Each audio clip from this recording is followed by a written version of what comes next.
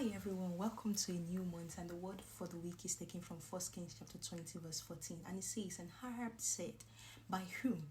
And he said, Thus saith the Lord, even by the young men of the princes of the province."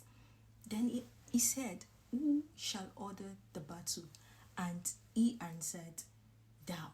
So this is a back end of I'll tell the back end story, but this is a reply, a back and front between Ahab when he was inquiring of the Lord for the battle that was ahead of the children of Israelites.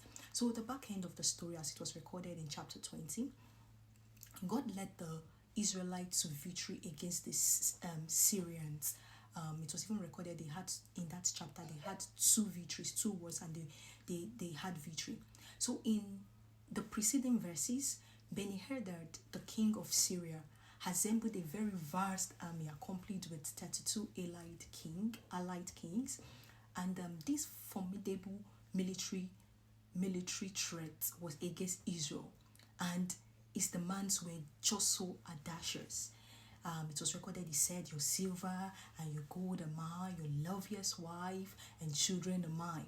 He did not even stop there. He swore by an oath, declaring that the gods do so to me, and even more also, if enough dust is left of Samaria for a handful for each of the people who followed me. So his demands his boastings were so audacious, so bold. The threats was so enormous, and the king of Israel at that time, that's King Ahab, was faced with this audacious and intimidating ultimatum by the king of the Assyrians, that is King Benihadad.